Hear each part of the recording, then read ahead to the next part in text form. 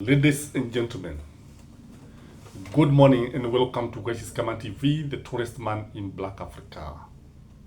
William Samoei Ruto has managed to replace UDA strikers with ODM strikers. People like Ishongwa have been removed and taken to the benches.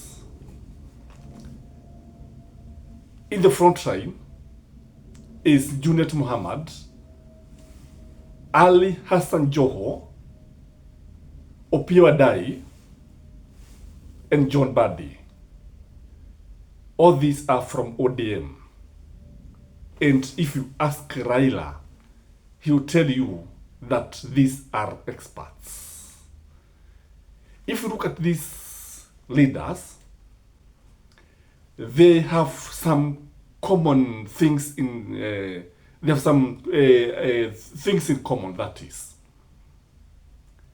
it is in this case that we are going to look at the reason why William Samoei Ruto decided to bring new strikers in his government. You know, in government, there are those who strike and there are those who defend, and there are those who are in the midfield. If you look at people like Sudi and Kipchumba Murkomen, they have been taken to the defense, including people like the Deputy Speaker of the National Assembly. So why did William Samoei Ruto decide to replace the strikers?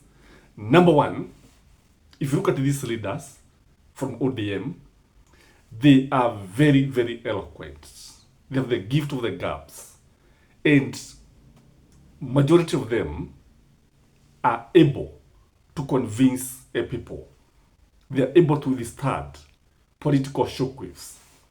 In fact, 2 days ago now, we have seen Joho Hassan actually trying to stand against the electorate, and he doesn't care. We have seen Junet Mohammed on the other hand telling Kenyans that kinywa ni chake. Remember what he was telling us? Kinywa ni changu, siasa ni zangu, unaweza kufanya vile ambavyo unataka. So these guys, they are courageous and they are eloquent compared to Akimani Ishongwa, Akina Sudi. Because when you look at these guys, they are somehow different. Number two, in my view, is that William Samoei Ruto is a very shrewd politician, as I've always said. And because of his shrewdness, he wants to go down with Raila Odinga and ODM. William Samoei Ruto is very much aware that he is likely to be a one-term president. And if you look at the way Kenyans are reacting, because if you look at what Joe said, that you cannot sit down somewhere and write that Baba will go down, and he said that he's going to come for you. And people now have started blaming Raila Odinga. In fact, if you ask many people, they'll tell you that maybe ODM or Azmio could have been worse than William Samoei Ruto's UDA. And this is very much deliberate. So William Samoei Ruto is killing two birds using one stone, and he's coming down very successfully with Raila Odinga and ODM. The issue is that when you look at the guys who are the UDA, Sudis and Kimani Ishongwas and others, they had become very, very unpopular. Very, very unpopular, and could not even, some of them like Kimani Ishongwa could not even visit their constituencies freely. So, but when you look at ODM strikers, where they come from, you realize that the ground is not hostile to them. Though there may be some pockets of resistance, utapata ya kwamba bado wanaungwaji mkono. Though charity begins at home, utaona kwamba Kimani Ishongwa alishindwa kujikokota zizini akasaidiwe. But for these strikers from the so-called ODM and the expert, you realize that the ground is a bit friendly to them. The other issue is that when you look at William Samoei Ruto, you realize that he is coming up with new projects. Some of them, in fact, most of them, opposed by Kenyans. Most of them very, very unpopular. Most of them, actually, you realize that Kenyans don't want to see them like now, the Adani, whatever. And if you look at William Samoei Ruto, William Samoei Ruto is working very hard to defend these projects. And as he defends these projects, you realize that Kenyans are coming up and they are actually trying to give an alternative. If you look at William Samoei Ruto was lamenting the other day, in fact yesterday he was lamenting that Kenyans are opposed to everything. That's why he was talking about Robaya, Rochafu, Upubavu, something like that. And the people who can defend these projects are the so-called strikers, the so-called expert.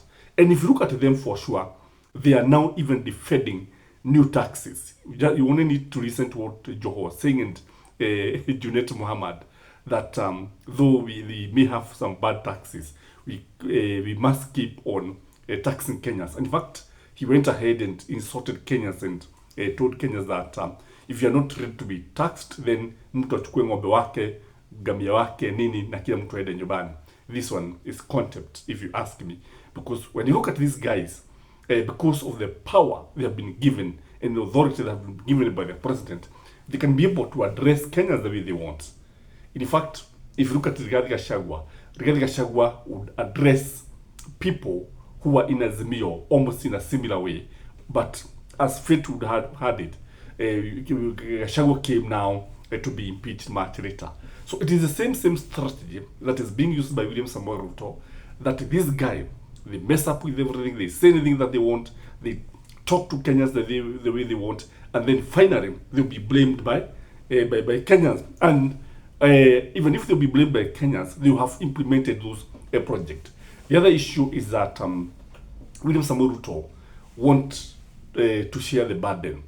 There is the idea of a shared burden, a shared responsibility, such that the burden will become a bit lighter. And once it becomes lighter, he can be able to carry on with many other projects. In fact, I strongly believe that William Samoei Ruto has so many projects under his sleeves, and he knows that they are very controversial, including the Sha and the She, and many others that maybe are likely to come. And if you look at ODM now is saying that the issue of affordable housing is something that is very, very good, is something that it is the best thing that happened to Kenya since this coming of the sliced bread, and they are very, very happy and they are ready to market this to Kenyans.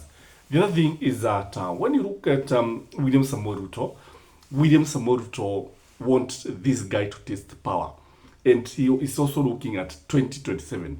Once they taste power, once they feel that they are in government, what will happen is that they will not find it difficult to start supporting William Samoei Ruto. Even when it comes to 2027, they will find it very hard to go and start a campaign and maybe support another presidential candidate when William Samoei Ruto is there. So, in a nutshell, he is also trying to disarm them before 2027. And they are falling into the trap, and they are liking it, they are loving it, and I don't know how it will end. I don't know whether it will end in tears, premium tears in this case, but in politics, we say anything that gives you vote is welcome. Anything that win you support is welcome, because politics is just about grabbing power, winning power, having numbers, having influence, and having authority. That is my take, ladies and gentlemen. As usual, I request one thing: remember to like the video, and for our silent viewers and you have never subscribed, please subscribe and comment, and have a blessed day. Bye.